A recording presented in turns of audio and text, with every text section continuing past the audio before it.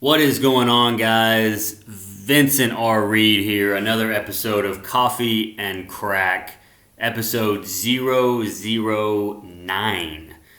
Today is April 5th, 2020. I hope everyone is doing magnificent, safe and sound, and happy and healthy, and inside, more importantly, and social distancing, and only going out for your essentials. And you know the drill. I'm not gonna remind you, but I hope everyone is well. Thank you for watching. Thank you for tuning in. I really, really appreciate it.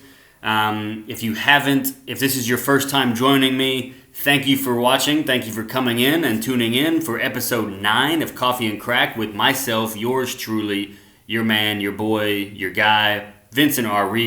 Happy to be here as always, live from Hanoi, live from my living room.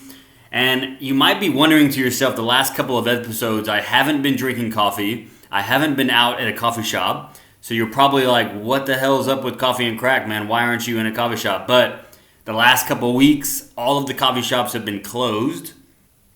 And to be honest, I really don't make coffee inside. And I know that sounds a bit snobbish, a bit lazy, or whatever the case is, but I don't make my own coffee. I usually go out and make it. That being said, I am strongly considering getting some coffee from the store and just making it at home. But I am also trying to moderate my coffee intake weekly and monthly and yearly, for that matter. I am trying to kind of be careful on how much coffee I drink. There was a time, I've been in Vietnam now for about 3 years, and there was a point in time when I was having coffee, and this might not sound like a lot for some people, but I didn't drink coffee until I came to Vietnam. And there was a point where I was drinking coffee 5-6 times a week. Obviously, I was working 5-6 days a week, so I didn't really drink coffee because of work, because of going to work and getting myself ready, because I didn't work until the evenings usually. So, I don't know, I just got into it because it's cheap and it's Vietnamese and it's strong and it's good. And they actually use condensed milk here, so it's like drinking like candied coffee, so it's really, really nice. If you know, you know. If you've been to Vietnam, you know what I'm talking about. I'm going to set the timer now. Today I've obviously already kind of talked about myself, and I think I am going to talk a little bit more about myself today. I haven't really done that yet. Well, I have a little bit, but if you know me, you know that, I'm just going to dive straight into it. If you know me, you know that I love travel. I went on my first, when my mother was pregnant with me, she flew across the Atlantic to her home in Ireland. And so the very first trip I took was really when I was inside my mother, about to be born. And I went on a trip across the Atlantic to Europe, to Ireland, to visit her mother, my grandmother, and all my family over there. So the first time I went on a trip, on an international overseas transatlantic trip, was when I was inside my mother's stomach. And so that's pretty cool. But then, up until my parents got divorced, I was going to Ireland every other summer. So every 2 years, I would go to Ireland for about 6 weeks. During the summer, it was an incredible summer holiday. I loved it. Obviously, my grandmother's there, my aunts, uncles, cousins, all are there. That was great. So I really got an early dose of travel, of airports and airplanes and bus stations and train stations and transfers and layovers and all that. From a very young age, I got really exposed to that. And I just, not that I was just really, at a young age, I just got introduced to traveling, so you just kind of get into it and it slowly becomes part of your life. And I slowly realized that going to the airport and, getting a taxi, going to the airport, checking in, showing your passport, getting on a plane, flying to a different country was all pretty fucking cool. Like, I really enjoyed doing that. And then you get off the plane and you might be in Atlanta or New York.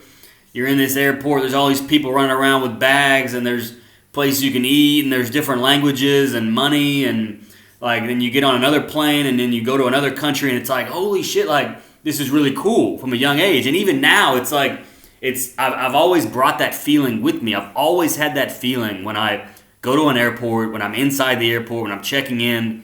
I almost get butterflies, even to this day, of knowing that once I get on that plane, when I get off the plane, I'm going to be in a completely different place, usually.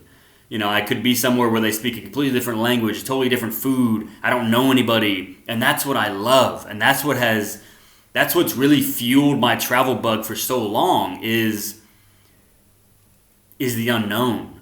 And I've been on a lot of solo trips where I go somewhere I don't know anybody.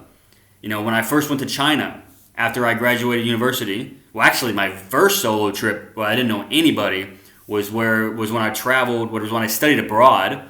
My junior year, 2010, I went to Barcelona. My major is international relations. If you didn't know, I have a BA, a bachelor's degree in international relations from the University of Arkansas, where I'm from. And my junior year, my third year of university, I went to Barcelona to study abroad. But I did do quite a bit of traveling when I was there. But that was my first trip. So I'm 19, 20 years old. My first trip where I was going to a city. I had been to Barcelona before and I loved it. It's one of the reasons why I wanted to study there. But I went there and I knew nobody. And I stayed with a homestay. I had a couple of different roommates who I still know to this day. Shout out to Trevor and Alex, Dallas, St. Louis, Denver. You guys know where you're at. I met a ton of people, but that was my first trip where I didn't know anybody. Technically a solo trip. My next one was when I was 22, when I graduated university. And this, again, is this travel bug like inside of me that was just, it really... It's still with me. It is still with me. It's the reason why I don't live in the U.S. It's the reason why I only come back to visit every Christmas. It's the reason I have a hard time staying still. Now, you might be wondering, well, you've been in Vietnam for 3 years, so you've obviously been staying still for 3 years. But that's a good point. But I have done quite a bit of traveling since I've been in Vietnam. All over Asia because it's cheap, it's easy, it's convenient, it's affordable, it's beautiful, it's great. I love it. And Vietnam is a great base. Hanoi is a great base. For working, for friends, I know the place. It's all good. It's just a great hub for flying to different places around Asia. But yeah, man. So then 22, I went to China alone. Didn't know anybody. So again, I kind of hop on this plane, and that was a really big kind of shock because this was almost 10 years ago. Going to China. This is pre-corona, Wuhan, all that shit. So don't, I've been tested. I've been temperatures done. I'm good. I'm all right. Joking. But, and that was my first solo trip, second solo trip, where I went and at least when I studied abroad, I knew I was going to meet students or other students and other people my age and people who were in my class and the same school and whatever, living with someone. When I went to China, I had I knew I was going to go teach English. I got signed up with a TEFL program. I still have my TEFL certificate that I use on my resume, which I use frequently, sometimes.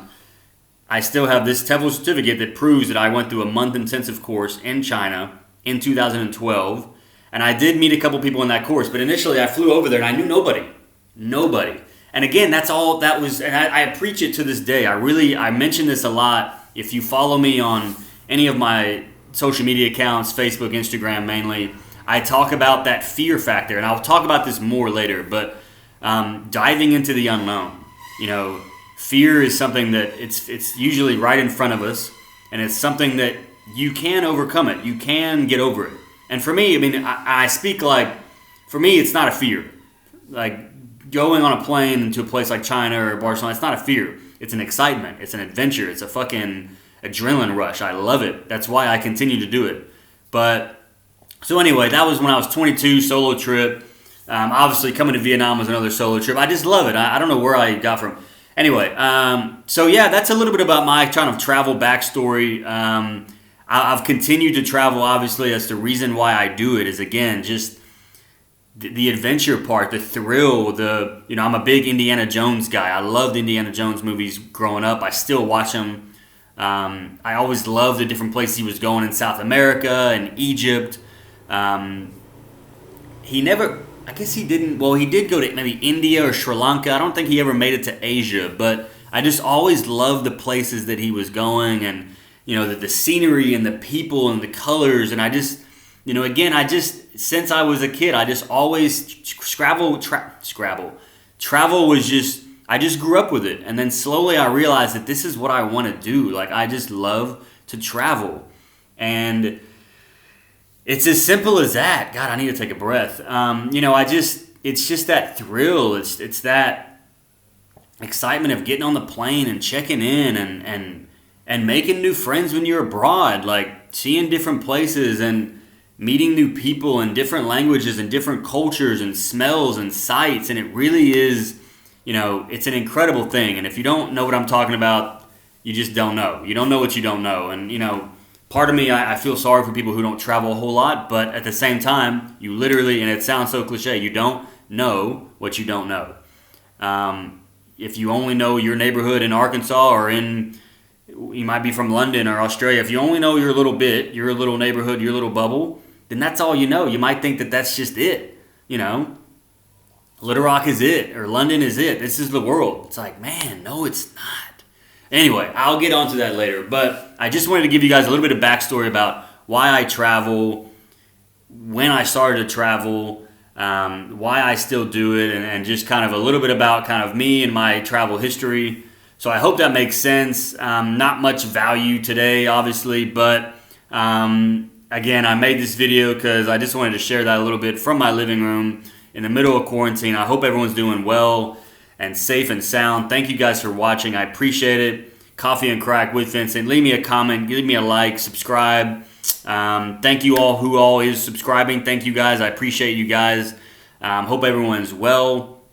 Staying inside, being productive, being positive, not going out into that social media rabbit hole or black hole.